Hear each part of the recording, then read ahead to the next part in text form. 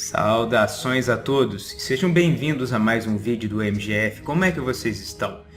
O vídeo de hoje é mais um daqueles meus vídeos de ranking e também é um vídeo de opinião, as duas coisas ao mesmo tempo. Porque hoje, no meu vídeo de despedida do MGF por enquanto, já que depois dele eu vou voltar a trabalhar nos vídeos para Omni, eu resolvi falar a respeito de uma coisa que me perguntam bastante e que eu achava que eu até já tinha falado a respeito disso, mas aparentemente não. Então resolvi falar de uma vez porque é uma coisa legal das pessoas saberem, ainda mais com a aproximação da segunda temporada de House of the Dragon, que deve vir agora no meio, um pouquinho depois do meio do próximo ano, 2024. O vídeo de hoje será o meu ranqueamento dos personagens favoritos da Dança dos Dragões, na minha opinião. Os personagens que eu mais admiro por um motivo ou outro, de ambas as facções, é bom que se diga. Eu não tô colocando aqui apenas um dos lados ou o outro, eu tô colocando personagens de ambos os lados e até personagens que são meio que não alinhados com um lado ou com o outro. O negócio é serem personagens daquele período histórico, da época anterior e durante a Dança dos Dragões. Até porque eu sei que todo mundo aqui adora ouvir as minhas opiniões e elas são sempre muito populares e não geram nenhum tipo de polêmica, não é verdade? Então, vamos mandar ver. Mas antes, eu preciso avisar, esse vídeo tem spoilers, e um bocado, porque em vídeos assim eu preciso explicar as razões pelas quais eu admiro os personagens, ou admiro determinados contextos, coisas assim, eu preciso dar as minhas explicações.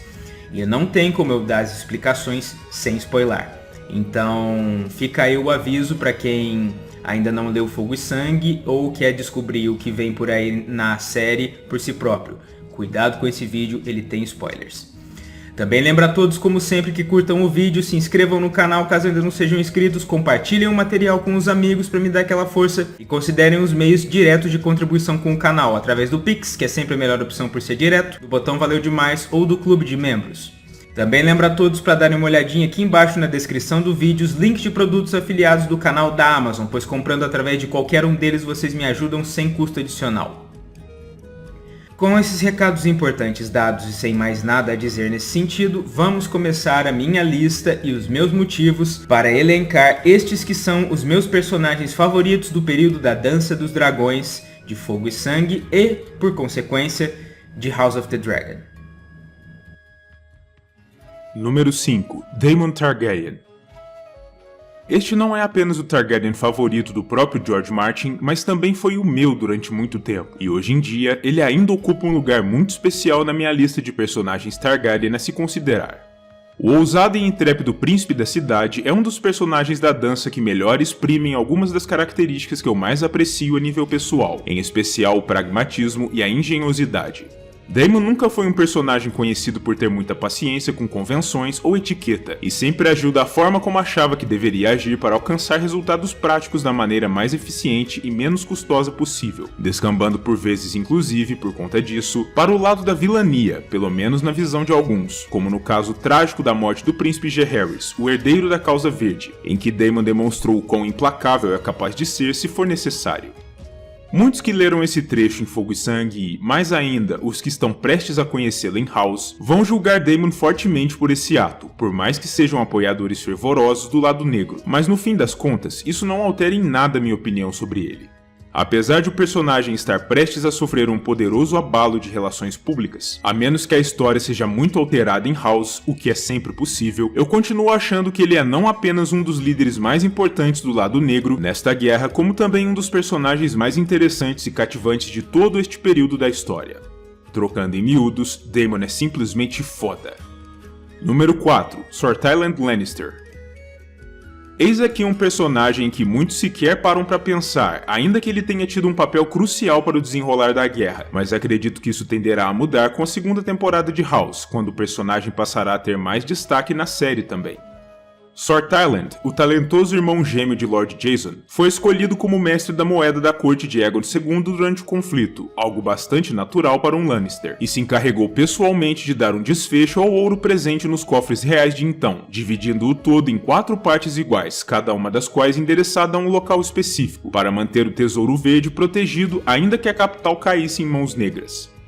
Além disso, Sor Tyland também demonstrou mais tarde que não era nenhum covarde, após a efetiva queda de Porto Real, quando foi capturado pelos partidários de Rhaenyra e passou meses sendo diligentemente torturado, sem misericórdia, para que soltasse a língua e revelasse para onde havia enviado o ouro real, chegando ao ponto de ser castrado e cegado, mas que mesmo assim aguentou a provação sem jamais revelar seu segredo. Demanda muita coragem e uma boa dose de dureza aguentar esse nível de agruras sem abrir mão de suas informações, que vem protegendo, e eu não posso deixar de admirar Sor Tyland por isso. Após a guerra, ele continuou a servir na corte sob Aegon III, mesmo apesar de seu estado físico, e foi um de seus conselheiros mais importantes, servindo-o fielmente mesmo apesar de ele ter sido filho de Rhaenyra, ou seja, seu inimigo até bem pouco tempo antes, até o fim de sua vida. Número 3. Lord Cregan Stark. Bom, já posso dizer de antemão que a segunda temporada de House of the Dragon promete no que diz respeito a esse personagem aqui. Ele será, pelo menos da forma como eu projeto as coisas, um dos favoritos do grande público. Não apenas por ser um Stark, o que naturalmente já o torna bem quisto por muitos, mas também por ser um dos apoiadores mais vocais da causa negra e, naturalmente, por ser por si mesmo um personagem muito marcante.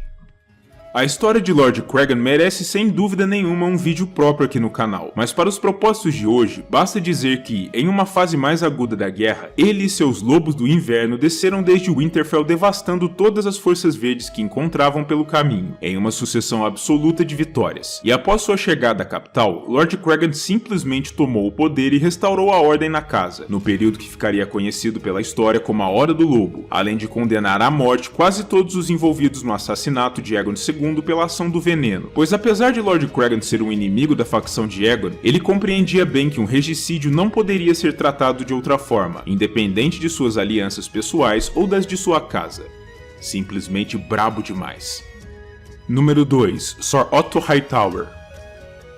Essa entrada no ranking também é bastante polêmica para muitos, mas como sempre digo, eu não me importo nem um pouco em ser polêmico, e eu simplesmente adoro Sir Otto.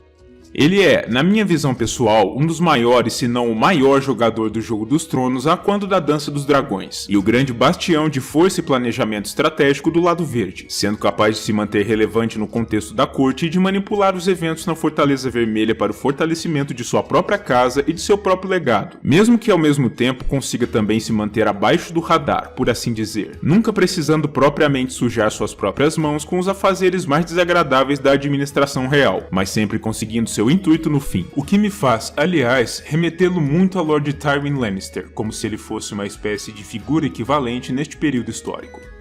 É claro, houveram momentos delicados na trajetória de Sir Otto nesse contexto, como o momento em que ele foi sumariamente banido da corte pelo rei Viserys por insistir com demasiado vigor em uma mudança na linha sucessória, colocando Aegon como príncipe de Pedra do Dragão em detrimento de Rhaenyra, mas ainda assim, Sir Otto no fim prevaleceu de certo modo, pois após a morte de Viserys, durante o início dos eventos da dança, era sua a facção que controlava o trono e o poder, e ainda que tanto Aegon quanto o próprio Sir Otto não tenham sobrevivido para ver o final da guerra, pode-se dizer, de certo modo, que os verdes saíram vitoriosos no conflito propriamente dito, ainda que o trono tenha cabido mais tarde ao filho de Rhaenyra, a Rainha Negra.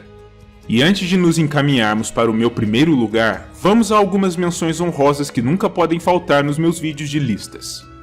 Personagens que não posso deixar de citar em minhas menções incluem o psicótico e violento príncipe Aemond, que considero uma adição refrescante na obra por ser, em essência, o anti-Daemon, no sentido de ser o personagem mais guerreiro, marcial e ousado do lado verde, capaz de peitar o tio muito mais velho e mais experiente de igual para igual, até mesmo na derradeira batalha sobre o Olho de Deus, apesar do final anticlimático da luta. O sensacional Cogumelo, talvez um dos personagens mais engraçados de todo o livro, ainda que não tenha muitas participações efetivas nos eventos da dança. Suas crônicas são hilárias, como não poderia deixar de ser no caso de um anão bobo da corte, muito embora ele seja também, provavelmente, a menos confiável dentre todas as fontes do período. A princesa Rhaenys, a rainha que nunca foi, para mim a melhor representação de tudo aquilo que Rhaenyra simplesmente não é. Uma legítima rainha guerreira, destemida e ousada, capaz de encarar de frente uma luta bastante desigual como aquela sobre o pouso de Gralha sem se acovardar, apesar de sua idade e de suas desvantagens. Se existe alguma personagem feminina nesse período de Westeros para a qual eu realmente tiro o meu chapéu, essa é sem dúvidas a princesa Rhaenys. O ousado príncipe Daeron, que admiro não apenas por ser provavelmente o melhor dentre todos os filhos do rei Viserys, um rapaz reto, corajoso, bem versado, educado, valente e cortês, mas também por ter sido instrumental nas lutas ao sul do continente, salvando inclusive a vida de seu pai adotivo, Lord Ormond Hightower, em batalha, antes de seu trágico final meio confuso na segunda batalha de Tumbleton. E Lord Boros Baratheon, a quem cito simplesmente porque eu adoro a forma como ele respondeu ao bastardinho Lucerys quando este foi atrás de seu juramento de lealdade à facção negra antes do início da dança. Vá para casa, filhote, e diga à puta de sua mãe que o Lorde de Ponta Tempestade não é um cão que ela pode chamar assobiando ao seu bel prazer para colocar contra seus inimigos. Simplesmente foda demais, mas eu não esperaria nada menos de um Lorde da Tempestade. Nossa, a fúria nunca fez tanto sentido quanto nesse momento. E finalmente, em primeiro lugar, temos a única, sublime e sensacional Rhaenys. Tá bom, até parece. Vocês devem ter tomado um susto agora, hein? Não, em primeiro lugar temos Lord Corlys Velaryon, o Senhor de Deriva Marca e Senhor Almirante da Frota Negra. Esse personagem simplesmente não poderia ficar de fora da minha lista e, de fato, analisando bem a questão, acabei por concluir que nenhum personagem dentro desse período me fascina tanto a nível pessoal quanto o poderoso Senhor das Marés, que elevou sua casa a um patamar de poder e riqueza nunca vistos antes e nunca igualados depois. A vida inteira de Lord Corlys, desde seus tempos de juventude, foi repleta de aventuras e de momentos emocionantes, além de ele ter sido diretamente responsável por tornar a Casa Velaryon, durante um breve período ao menos, na casa nobre mais rica em Westeros, superando até mesmo os Lannister, e durante a dança, ele se tornou um dos principais pilares de poder dentro da facção de Rhaenyra, sendo o comandante de todos os esforços navais da facção, bloqueando o porto da capital para o acesso dos Verdes e, ainda mais nas fases mais agudas da guerra, assumindo em essência o comando dos negros, até ser detido por Lord Cregan.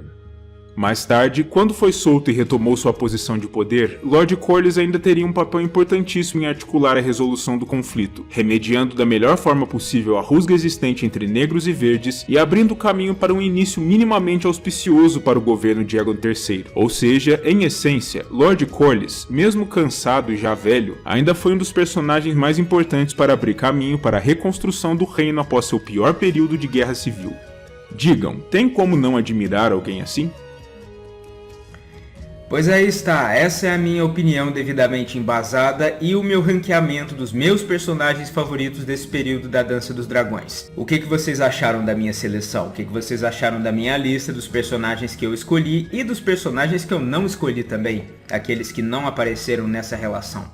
Comentem aqui embaixo, comentem se as suas listas ficariam parecidas com a minha. E se vocês tiverem uma lista diferente, pouco ou muito, comentem aqui embaixo também, usem o espaço dos comentários que ele é de vocês. E vamos conversar a respeito disso aí, demorou? Lembro a todos mais uma vez para curtirem o vídeo, compartilharem-o com os amigos, se inscreverem no canal e considerarem as formas diretas de contribuição com o meu trabalho aqui, que eu expliquei mais cedo. Além de darem uma olhadinha aqui embaixo na descrição nos links de produtos afiliados do canal da Amazon.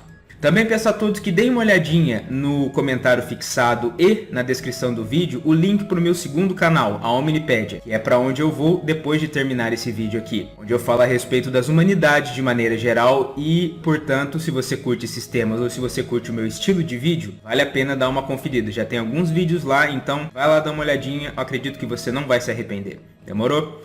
Eu agradeço a todos pela audiência, pela paciência e pelo interesse naquilo que eu faço e verei a todos novamente lá na Omni ou então quando eu retornar aqui para o MGF daqui a alguns vídeos, ou seja, daqui a alguns dias também. Demorou? Um grande abraço a todos e valeu!